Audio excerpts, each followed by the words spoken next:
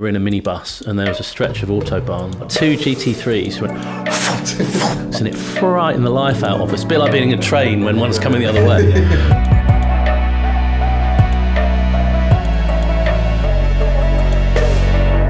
Welcome back everyone to the Evo podcast. I'm Stuart Gallaghers, Editor-in-Chief of Evo, and this week I'm joined by Dickie, Meaden and John Barker, our editors at large, and in the hot seat, or ejector seat, as John just called it this week, don't take that the wrong way, is Evo staff writer Yousuf Ashraf. Have I completely garbled your name there? No, that was spot on. I've had worse. I've had much worse, yeah, on launches and stuff. You've only worked for us for 2 years, so yeah, we're getting there. So yeah, Yousuf is our staff writer who runs a lot of our website content that you would have seen, and he did our cover story for the current issue with the Ferrari F80 and presented a rather slick video in those Ferrari launch ways of where you have 30 seconds to do 10 something. minutes to do it. Yeah. You say slick, it was like half an hour with all the execs watching and no knowledge of the car in advance.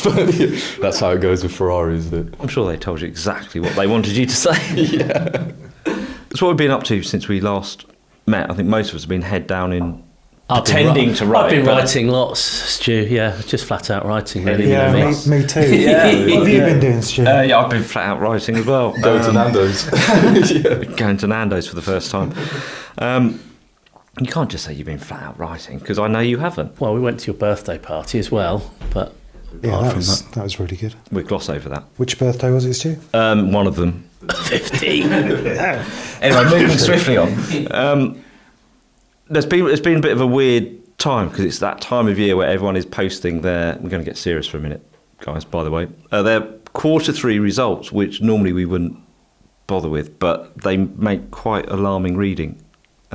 So, Audi's profits are down 91% for Q3. BMW 80, Volkswagen 60, Mercedes 54, and Porsche, who we think are always untouchable, 41. And it's all to do with China, who've decided, clearly told all their residents that can you stop buying all these European cars that we were entered into joint ventures with and start buying all the locally produced stuff, and Europe's caught a massive stinky cold. Well, Audi have got a lot of factories in China anyway, haven't Yeah. they? I mean, I went out to one years and years and years ago, and they make all their weird market-specific, like long wheelbase A6s and stuff, don't they? So Yeah.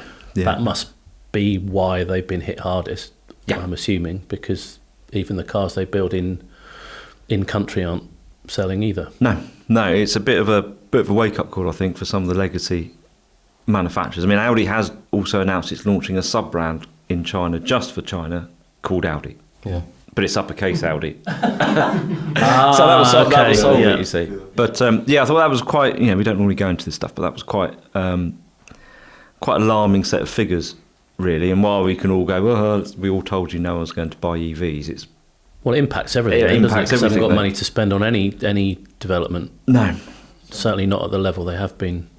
Because Audi always used to proudly, at the bottom of their press releases and launch documents and stuff, it would always give you a quick snapshot of their most recent financial results, didn't it? So how many billions they were reinvesting into product development and stuff. Yeah. So if you're that much down, it's going to disappear, isn't it? Yeah, it's a bit of a concern. That's a bit scary, isn't it? More than a bit scary, actually. And for everyone, because the supply chain, the whole knock-on effect, it's quite a disruptive point at the moment, I think. And Well, VW laid off a load of people, didn't they? 10,000 workers in Germany and for their ICE factories and closing factories and wage reductions, taking on the unions, which Volkswagen doesn't do lightly, because it very rarely comes out of it. That's huge. Unbruised. So it's huge stuff. Another sort of grown-up sensible news is the news that McLaren and CYVN Holdings have entered a discussion period for the latter to buy the former. Are we all going to pretend we've heard of that company? Yeah, I've not heard of them at all. Yeah. It's one of those really well-known Middle East, and surprise, it's a Middle Eastern investment fund, so they're just Abu Dhabi's buying it off Bahrain by the looks of it.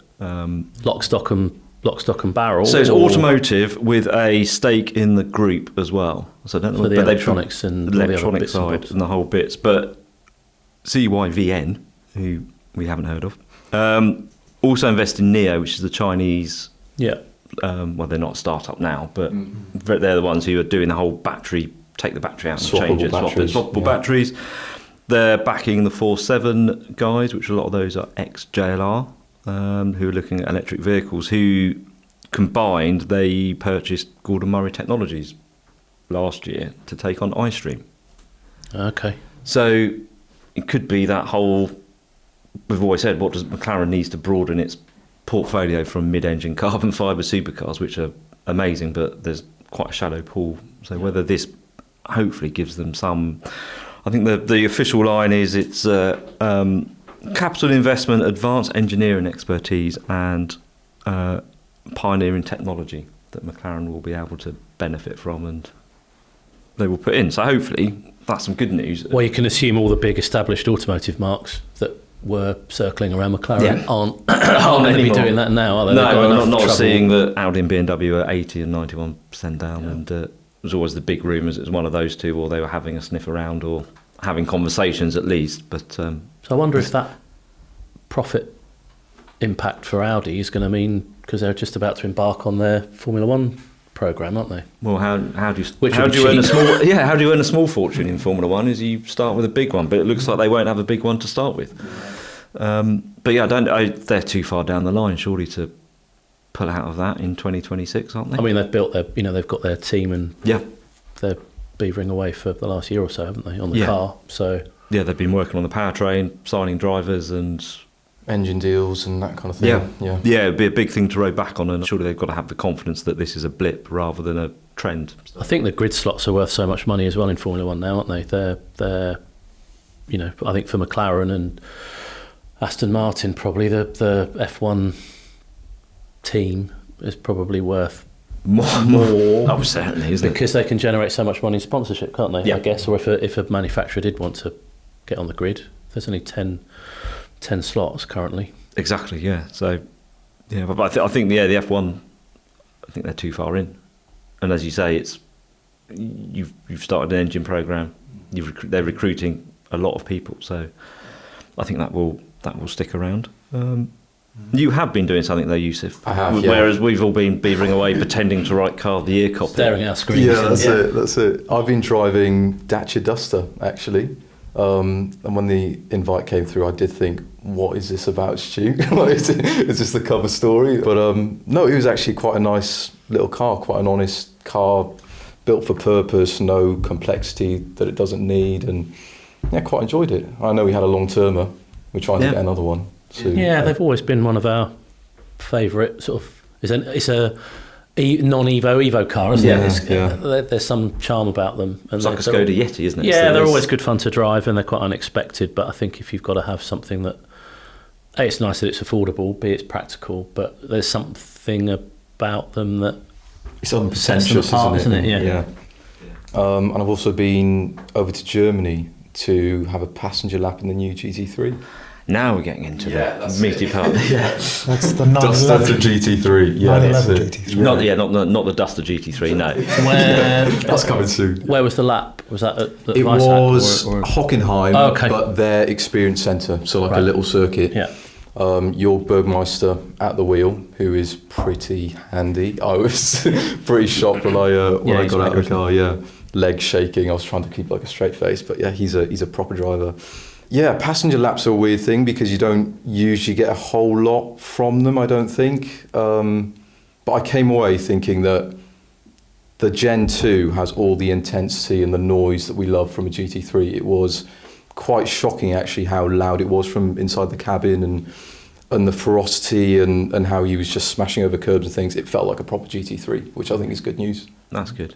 Well, it's the big topic for this year, isn't it? It's 25 years of this car that has just become its own thing, hasn't it? It's you don't have to say it's an R11 GT3. If you say GT3, it's now its own thing, isn't it? Yeah, it's extraordinary. It's probably, I can't think of a greater unbroken run of excellent cars, aren't they? They sort of define and move things on with every single iteration. Yeah, and you sort of think they've squeezed absolutely everything out of it. There can't possibly be anything left, and yet they always seem to tweak everything a little bit, and it just keeps moving it on, doesn't it? It's incremental, but it's always going in the right direction, isn't it? You absolutely. haven't had a backward step. We've got a long. How many different iterations Get the in list 25 out. years? And you've got RSs in there as well, haven't Well, you? this is everybody who thinks that Evo always puts the 911 first. That's just the car of the year winners there. Yeah, not group tests or anything like that. Yeah, from 99 through to, I don't know. We've 23. had 2 generations of each Yeah. generation of water-cooled 911, haven't you? Yeah, So from 996 to to 992 992. plus all the iterations that have spun off it. But it's always interesting, I find, with the GT3 is that no one really builds a competitor to go up against it, but they all use it as a benchmark. Yeah. Because it has that breadth of capability. Yeah. And Yeah, that's a good point. You drove that first car back in '99. I did, in the yeah, streaming rain. Early days of Evo. Whenever we refer to it, it just reminds me the time we launched into was absolute. Not that we had any control over it, but it was absolutely perfect We because planned it all. year on year, you can look back at so many landmark cars that were the sort of first generation of. I don't think we really knew what to expect with the GT3. They didn't make a big fanfare about it. It was quite a low-key launch in Germany. I can't remember exactly where it was, but it was a road-based event. I can remember arriving at the airport and they were in a minibus and there was a stretch of Autobahn before we turned off to find the hotel, which was out in the sticks a bit. And we were all gassing away and not really thinking. And these two GT3s went like absolute VMAX, and it frightened the life out of us. A bit like being in a train when one's coming the other way. And that was Hartmut Christen and Roland Kussmaul, who were the two kind of legendary figures within the Porsche Motorsport department. Do you think they did that on purpose? I don't think they. I think it was just perfect. I don't think it was choreographed that they did it to every group that came in. There's another van. And they were. I mean, I think they played up to it a little bit because I think they knew they'd just gone past the minibus because they were then in the car park, sort of nonchalantly leaning. Oh, you've finally arrived, kind of thing. But yeah, it was an odd, slightly odd launch compared to the way they do things now with those cars. It's a big fanfare, isn't it now? And you get all the technical detail and Andy Proninger walking around it, and it wasn't like that at all. And the car was quite interesting as a consequence because it was really quite different from the Carrera. Regular, yeah. It was the first time we'd sort of had a high performance 911 that seemed to have a sort of powertrain of its own almost compared to the regular car. Did it feel like a landmark car then? I think it felt pretty special. I remember loving it and enjoying it for all the reasons we continue to love them now. But I think if you drive one now, they're still pretty special, but they're such extreme cars now, aren't they? The way just the way everything's been completely honed and optimized. They are very, very, very sharp tools now, and it was clearly different from a regular Carrera, a big step on, but the two were quite closely. Yeah. Well, because it had an aero kit that wasn't over the top, but compared to that clean silhouette of the 996 Carrera, it looked quite racerish, and it was lower. It's very low, Bit of camber as well. Yeah. but yeah, the wheels tucked up in the arches, and but it was still narrow, sort of slim, narrow body car, which was. I think you look back at that now. I love it. I love Gen 1 996 GT3. I know some people hate the fried egg headlights, but I love the fried eggs and that aero kit and the stance. But I interviewed Hartmut Christen a little while ago now, 2017, I think, when he was just about to retire, and talking about the GT3, and it's knowing what's come since. It's bizarre when I look back at the interview before we came in, and he was saying there was absolutely no plan to do anything beyond a Carrera with the 996. They were so on their knees financially in sort of 93, 94-ish. They just dumped 968, just dumped 928, so they only had 993. They knew Boxster was coming imminently, and then 996 was in the wings, but apparently they didn't even have. They just needed to get a Carrera out. They didn't have plans to do a Cabrio, didn't have plans to do Carrera 4, certainly didn't have plans to do a turbo because that 3.4 engine was never designed to be built with turbocharging in mind. And then slowly, when things started to pick up, they then sort of started to introduce Cabrio first, I think, then Carrera 4, and around the time they were talking about Carrera 4, that's apparently when they started talking about bringing back some sort of motorsport car, but they knew that engine wasn't suited at all, and they didn't have the money to develop a new engine, which is how it ended up with a GT1 Metzger block, which didn't fit in the car properly, apparently, because the 996 wasn't designed for a dry sump engine. So it's so for a company with no money, suddenly it's like, oh, let's do this on the cheap, apart from having to redesign. It's fascinating because it's their real iconic model now, isn't it? GT3 RS. You can't imagine Porsche without it, and yet not that long ago, really, they sort of the race team kind of guys within Porsche were the ones, as always in car companies, isn't it? It's those dudes that try and push things through and get it to a point where it's, oh, we've done this, see what you think. But yeah, it was basically, well, you can do it, but as long as it mustn't damage the brand, and how many do you think you can sell? And it started off at like 300 cars, and then it kind of grew, which is why there was a split production.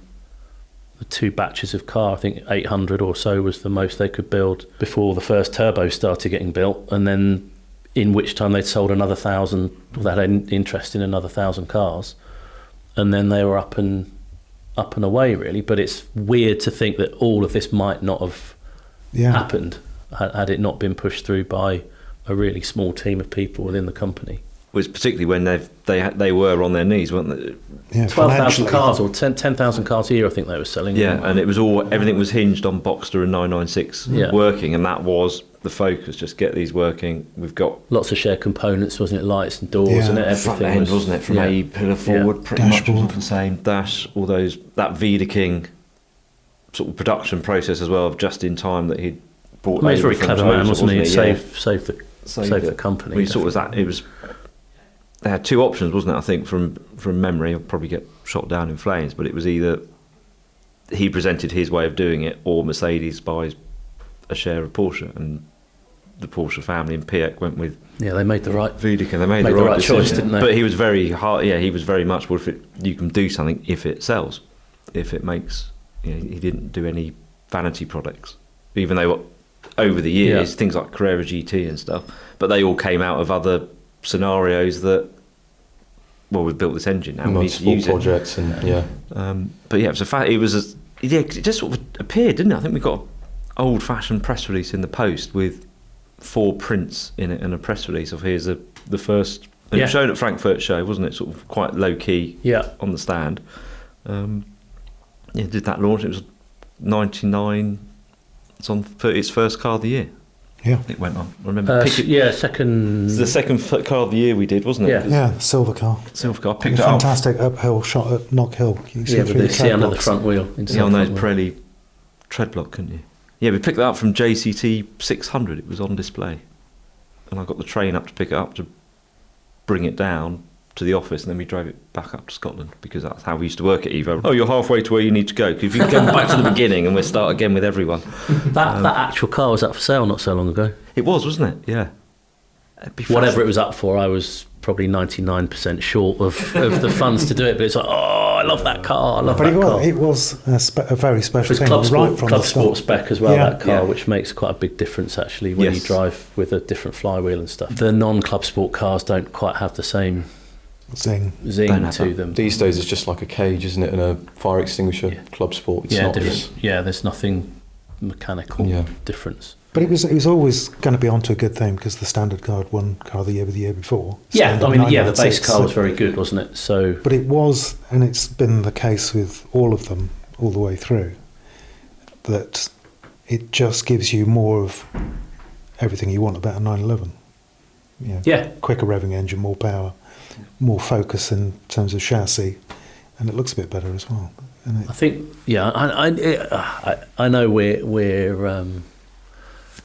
all terrible 911 GT3 fanboys, aren't we? Really, but I get why people have a bit of fatigue about them if you're not into them, or it's just, I get it, but I want something different. That's fine. But I think whenever we drive them, it always reminds you how finely balanced the whole car is, isn't it? And how uniform the control weights and the feel and the response, and it's all so complementary. There's never anything that really sticks out from that. So it just feels so good to drive. It's such a quality experience, isn't it? Everything and the is continuity. just- I think and Andy Preuninger, I can't imagine again there's anyone that's had so much influence over so many successive cars for so many years, and he knows them inside out. So I think he started not long after the Gen 1. Yes, I think the Gen 2 was his so Gen first. 2 was sort of his car, and then when I spoke to Hartmut Christen, he said it was Andy that said, even though they intended GT3 to be the new RS, which they didn't explicitly say at the time, whenever you said RS, or like, oh, well, anyway, look at this or look at that.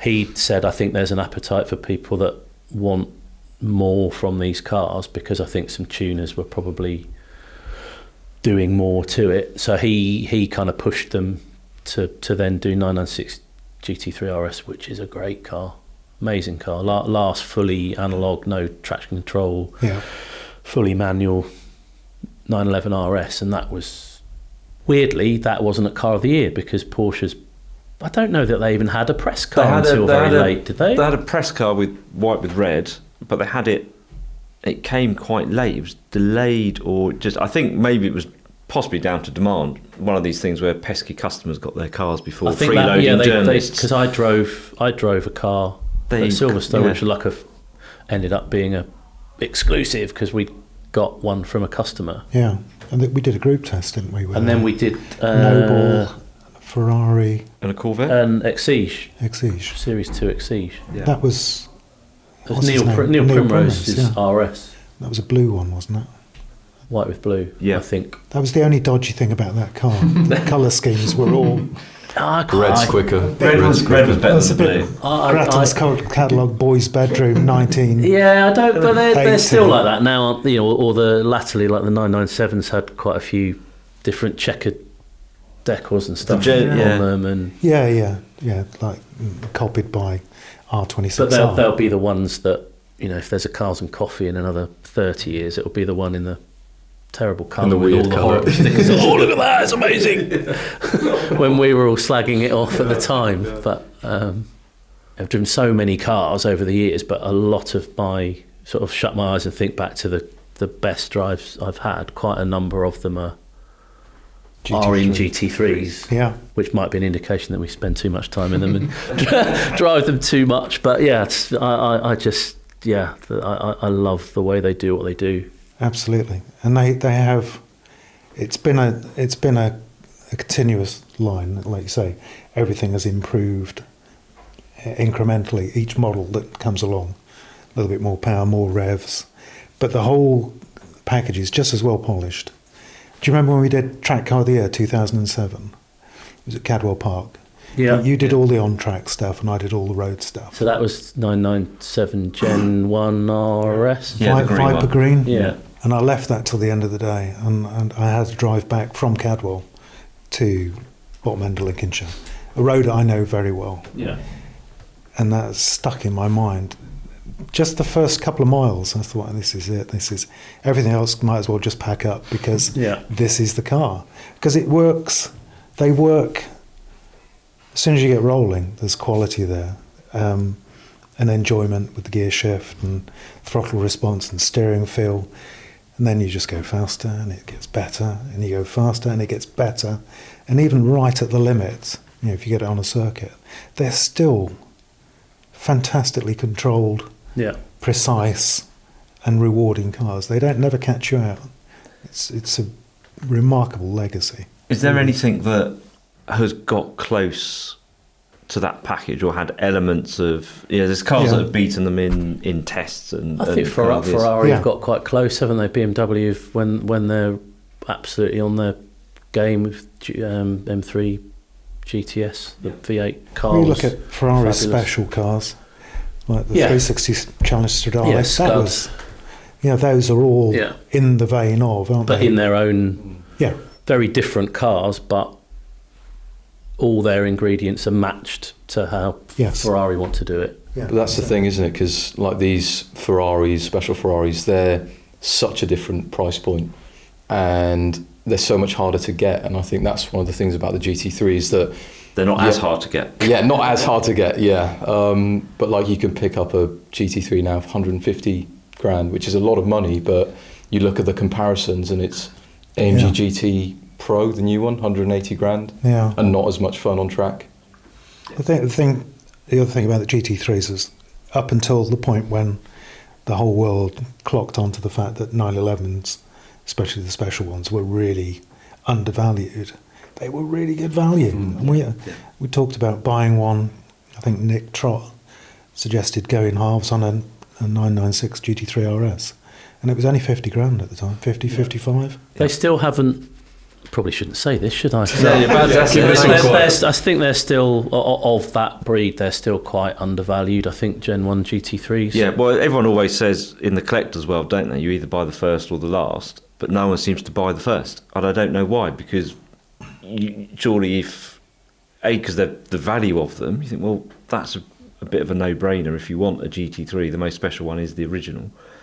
And it's the most affordable, which you look at other cars, that doesn't pan out. I was trying to think, what's my, of all those cars from all the different generations, which are my, which do I like even more than the others? But then I sort of thought there's some that have been a little bit forgotten. So the Gen 1 997 kind of got overshadowed by the Gen 2 3.8, because then there was the 4 litre that came off the back of that. But then I think back to those days, and I love driving the Gen 1 car, but you never seem to see them around either. So I don't know whether that means they're all Tucked going away. into collections, or I love the fact that whenever you go to a track day, like you go to Nürburgring and it's like a GT3 Owners Club event, and BMW and a few Hyundais or something and Renault Sport cars, they're all the things that we love, all seem to congregate there. But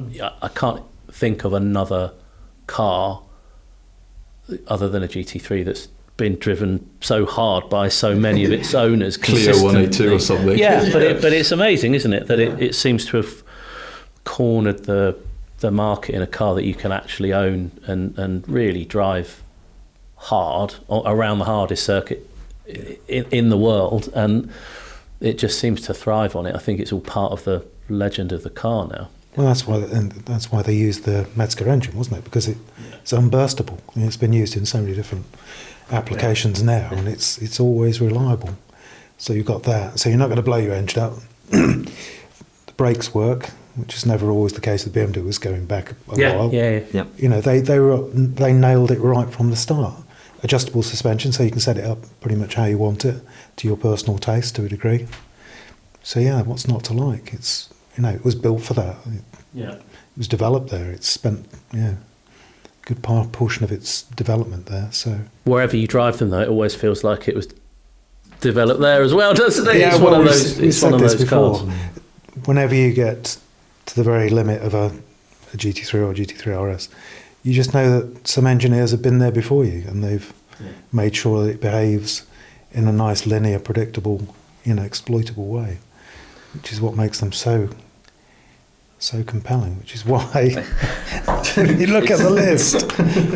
I mean, in how many car of the years now? 25 this year. 26. So we've had a GT3 or a GT3 RS. Before we go any further, can you not do a John Barker? Yeah, don't. Okay, so up to 23. Is that okay? Yeah. It's 23. GT3 RS 992.1. In that period, it's won 8 times, and it's in another three occasions, it's been on the podium, second or third. It's interesting you mentioned 997 because that finished second. Yeah. Mm-hmm. But it finished, when they do finish second, they finish against, it was a 599 GTB, which isn't a shoddy thing to come second to. No. And the second time it came second, which was also the 997, was to the Evora. Yeah. Yeah, interesting one, that. In hindsight. Yeah. I don't think I was on that one. It was Scottish roads, which were pretty tough. Yeah. And I think that showed the Evora in a better light than the 911. But yeah, I remember Chris Harris was on that one. Oh, it must have been Chris then. We'll blame him. Blame him. But I didn't know. He said if the Evora wins, I'm leaving. So the Evora won, and he left. Man of his word. So you've heard us reminisce about being old farts of when these cars were new and driving them. You've obviously followed the GT3 lineage from the sidelines, as it were, from a consumer of content and stuff. What was it like from the outside, as it were, of seeing this car? Could you believe the hype around it? Were you one of these, oh God, it's another GT3 win, or it's another, this is the most amazing car, or were you sort of, wow, yeah, that's amazing, can't wait to drive one? I was completely sucked in from a young age because as a Evo reader, you see, like John mentioned, the tests, and we trust you guys and your opinion, and for that car to consistently beat some really high quality cars, it's got to be something to the recipe. And for me, I think I was 12 when the RS 4 litre came out. Gosh. And just collective groans. The last of the Matska engine. Yeah. And that was the one for me. I had a model of it, and that was the car. And then following on from that, I've been lucky enough to drive the 992, and you get in, and as John says, there's an instant sort of satisfaction from driving it at any speed, and you don't need to be exploring it on a circuit or going 10 tenths. It's this consistency and precision that you just get from it, and then it just gets better and better as you use more of the performance. So yeah, I've been a GT3 ball for a long time. Yeah. Did Porsche play much on the heritage at the event you went to? Because even though it's very important in their history, even Porsche sometimes will go, no, this is the new car, focus on this. But was there, I think I saw some stuff of the older cars. Were they just there for a bit of window dressing, or were they actively talking about this is the lineage and this they were all about the older cars. So we had Andy there, and he was talking through the story behind the original and how he came in with the Gen 2 996, and each generation, it's funny, you notice that there's a specific element to each car that is significant for each one. So it's like you've got the Metzger engines, then you go to the DFIs later, you lose hydraulic steering with the 991, then PDK only with 991, manual gearbox comes back. So it's like there's a story to each one. But the other thing he was saying was that they've reached a sweet spot in terms of performance. So it's 1,400 kilograms, 500 horsepower.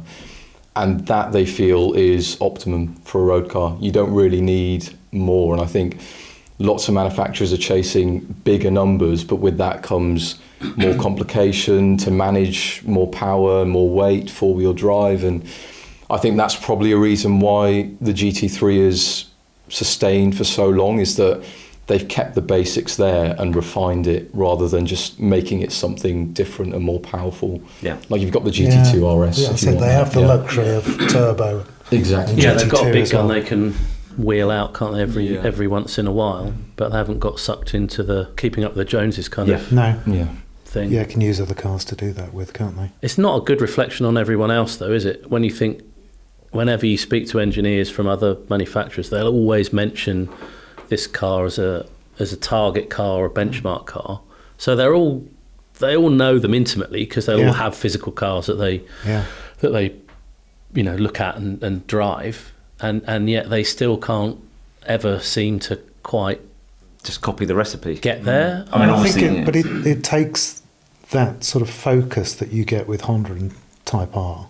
It takes that fastidious or Nissan with the nature. GTR or you've really got to home in on everything.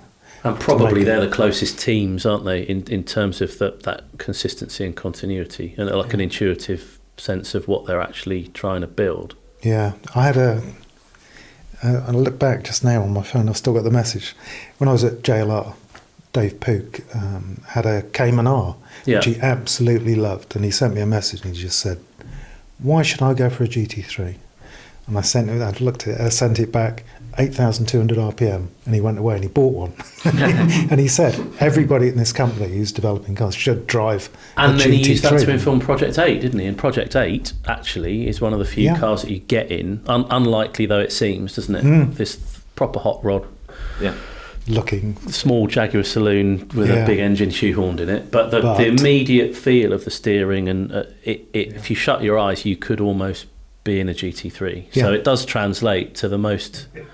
and that's why we loved Renault Sport products, isn't it? Meganes, umpteen different Meganes, and we would always liken those RSs to Porsche's RSs, wouldn't we? Because they understood what they were doing. That's another. It's interesting that 500 horsepower, but it's 500 naturally aspirated horsepower as well, and that's the other thing. I've got bits of footage on my phone of doing a standing start in and it's 9,000 RPM.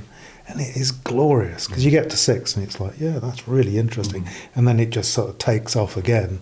And it's that last bit that really, raises that you just think hairs on the back of your neck. The amount of investment they had to, it's like you put an extra naught on the end of whatever, with every 1,000 RPM. Or it's, millions and millions and millions of pounds to develop an engine that does that, isn't it? But that's what makes them really special, isn't it?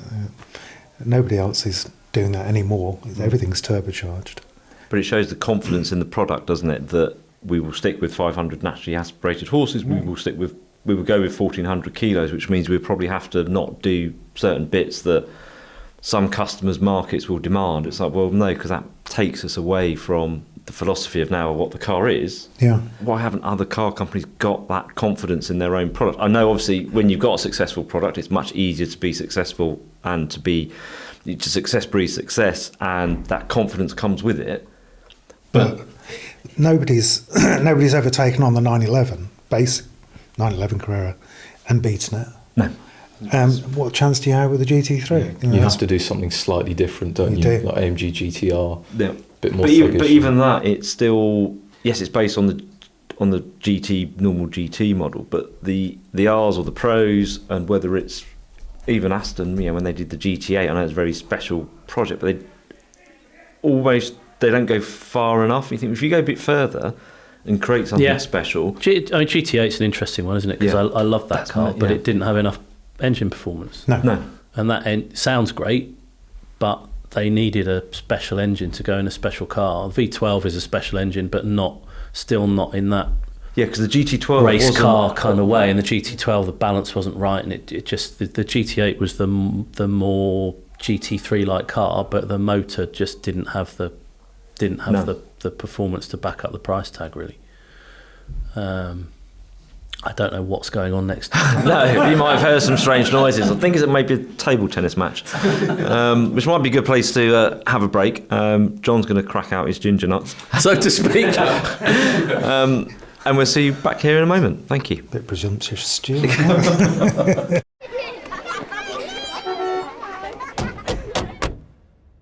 It wasn't just that George got a great price when he sold his old car on CarWow. And it wasn't that he was able to compare prices on his new car. But it was the USB sockets in the back for the kids' devices, which left George to enjoy silence. That made this car change life-changing. Car change? CarWow. Visit carwow.com/verify for details. T's and C's apply. Well, welcome back to part 2 of episode 7, which has turned into a GT3 celebratory fanboy podcast. Fanboy off of Dickie.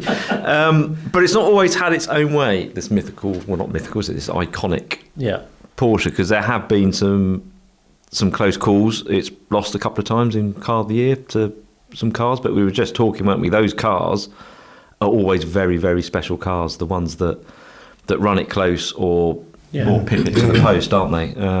Just the list we came up with were 458 Speciale, NSX Type R, 599, M3 GTS, that you've put that and a 4 litre together, haven't you? I did, in previous life. And for another magazine, 000magazine.com, if any Porsche fans are out there. Expect an invoice, Pete. I did drove the GTS when Icons piece for Evo, and it's the first time I'd ever driven the car. It's sort of one of those that passed me by when it was new, and I absolutely loved it. I thought it was amazing. So then I immediately thought of excuses as to why I could book it back in. But ultimately, it was the more approachable car when you first get in it to drive it, and the 4 litre is quite punchy and quite hardcore, and you think, I don't know, I need to kind of feel more comfortable with this, but I don't quite trust it yet. And then the more you drive them, the M3 gets better and better, the 911 gets better and better, and then the M3 just slightly runs out of ideas, and the GT3 4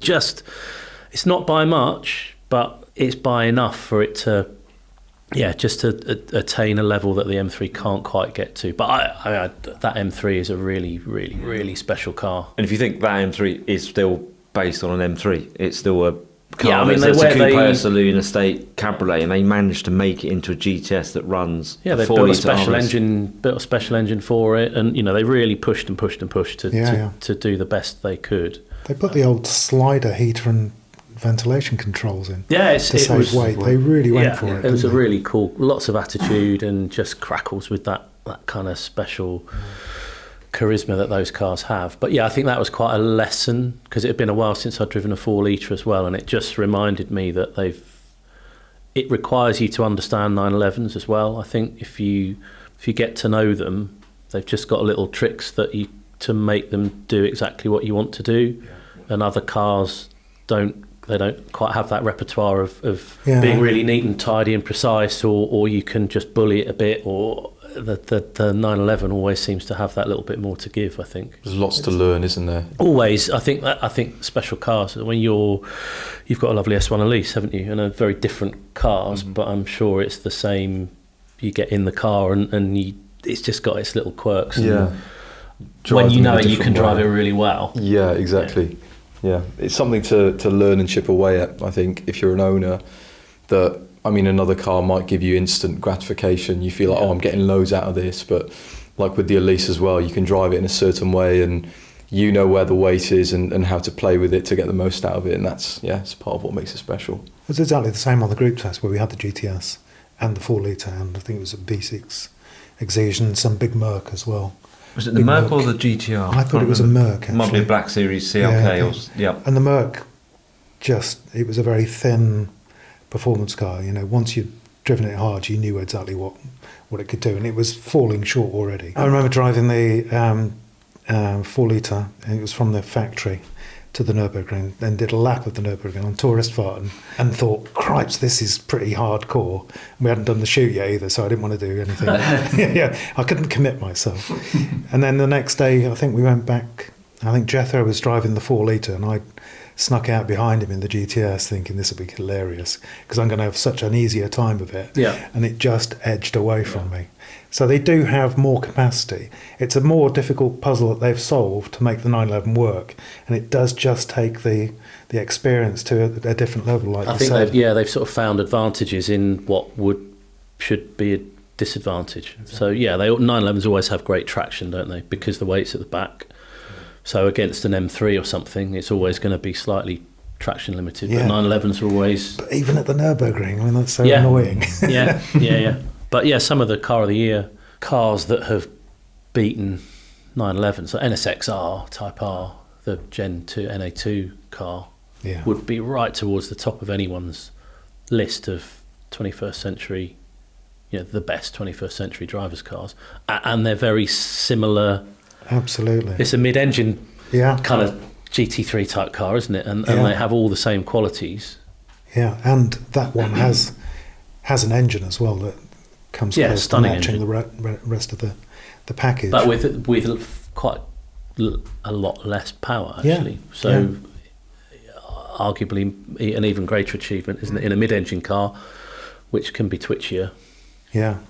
But it's interesting, the cars that do run it close, that as you say, are right at the top, and you're splitting hairs as to which one you would take.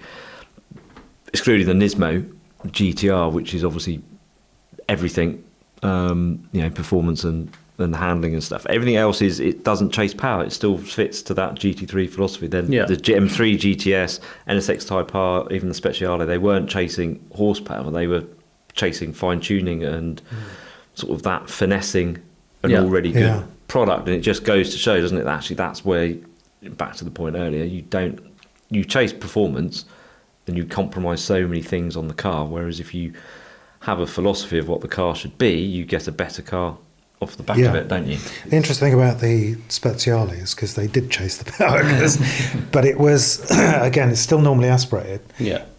And it's on pretty sporty tyres. I can't remember, it was like a Cup or something, wasn't it?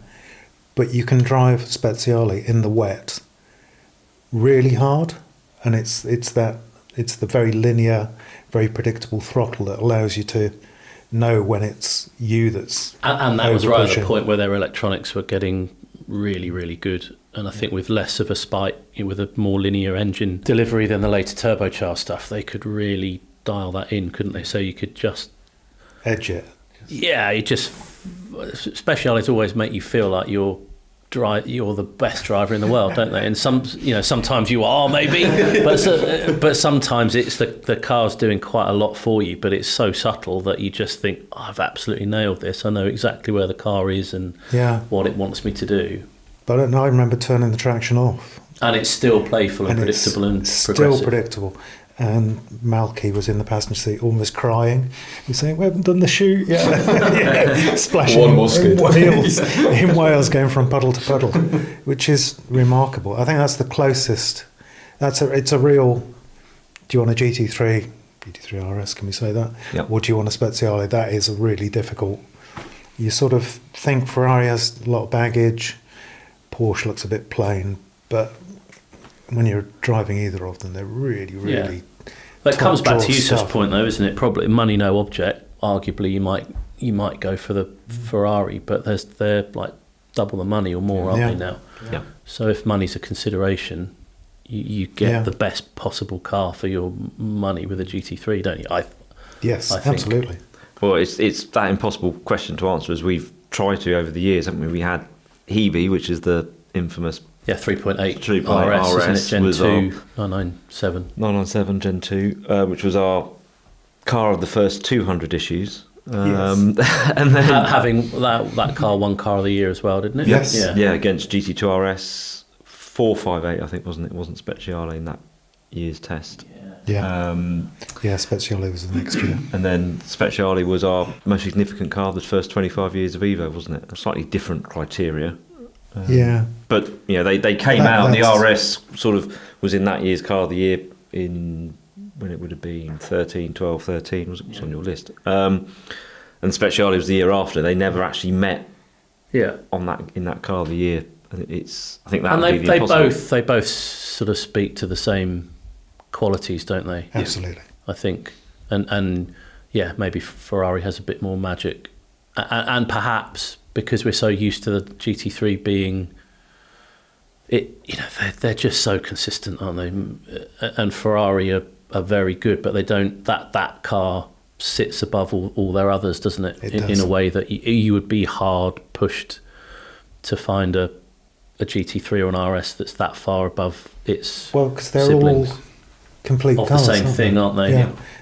And everything works with everything else on every one of them. I think the current RS is worth talking about because that's the biggest, apart from the different front suspension layer with wishbones, which I think is arguably the biggest single step since they went from air-cooled to water-cooled, I think, because it totally changes the fundamental way you drive the car and the feel you get from it. But that car was not a worry, but it was like, geez, they've gone from being proudly kind of basic and simple and analog to being infinitely adjustable and ridiculous amounts of aero and loads of damping adjustments. Compromising the car with no luggage space at all. Nowhere to put a helmet. And so you think it's so focused, it can't possibly work on the road. And it was in Scotland. And it absolutely romped it, didn't it? Rain, in terrible weather. Leaves across the road, like awful driving conditions. Yeah. And it drove like you described the Speciale in the rain. You could really just trust it and play with the car. You knew exactly where you are. And there was an element of nervousness from Porsche GB about, there's no track element on that car of the year. This is 2023's car of the year. There's no track element.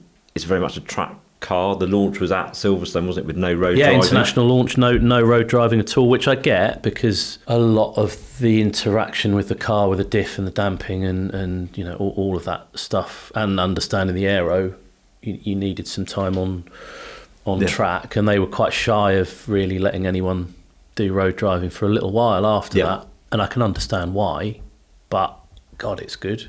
And then it went and robbed Track Car of the Year as well. Yeah, 6 it months did later. the double, didn't it? Yeah, which is, I think it's the first. Oh no, No, 997 did the double, didn't it? Yeah. Yeah, and another one's already done that.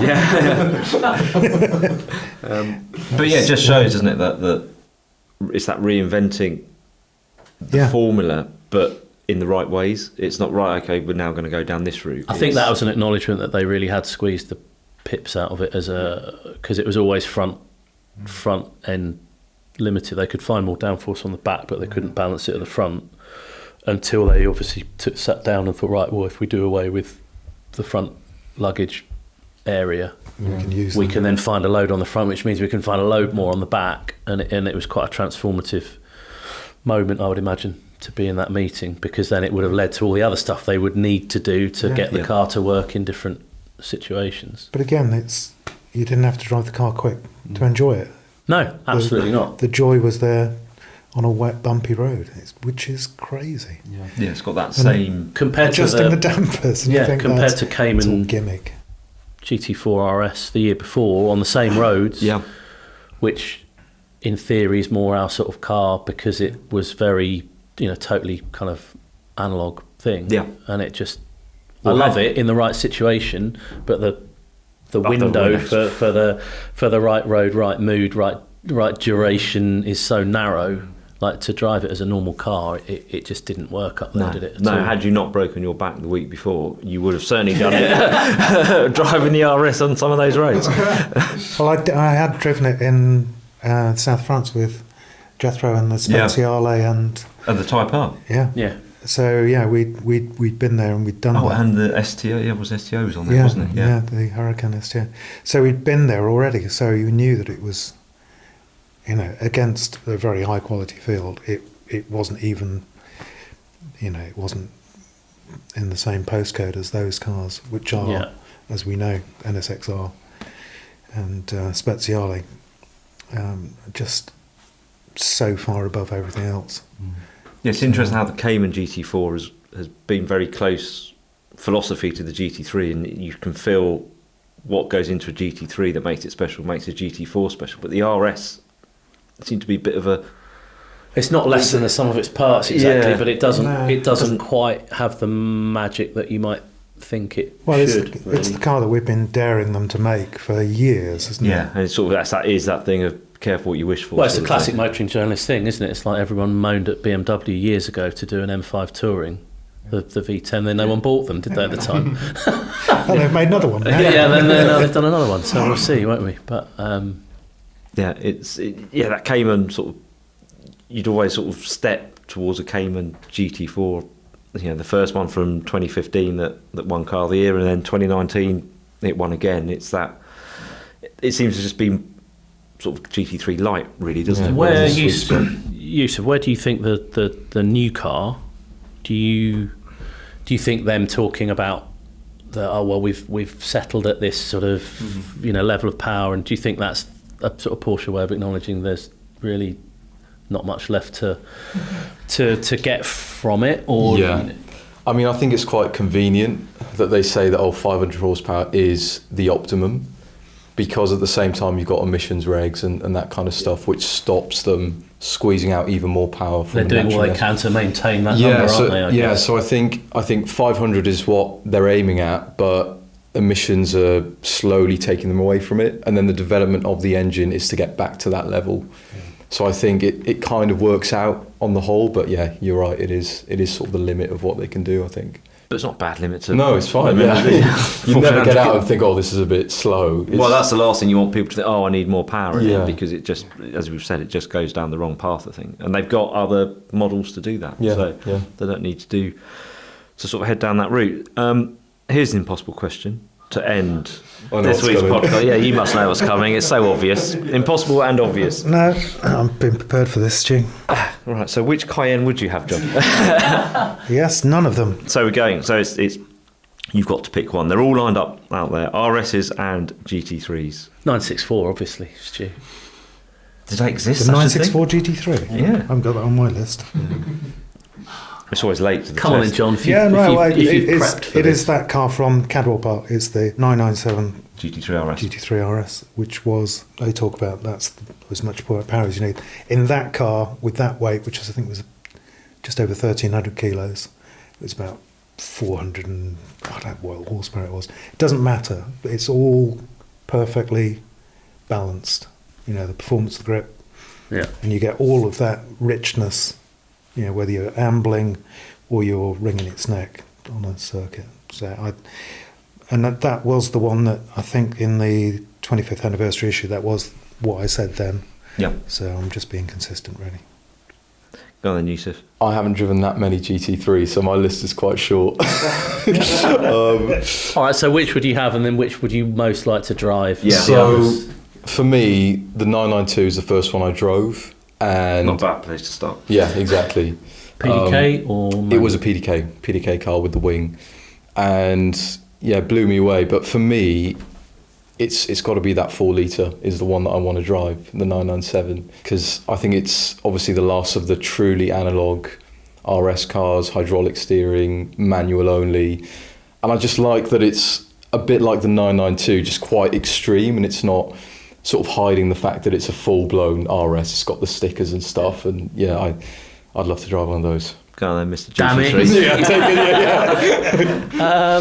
Need you to be polite. Yeah, that's I have a real soft spot for the Gen 1 GT3 996, but I think that's partly because it's possibly the only one I could actually aspire to own, partly. But I think the 996 RS, I think I haven't driven one of those for a little while, but I think it won't have the performance that maybe we've got used to with the 4 litre or the 3.8. But I still remember that car as being really hardcore, and I think 996, there's something about it that, you know, if you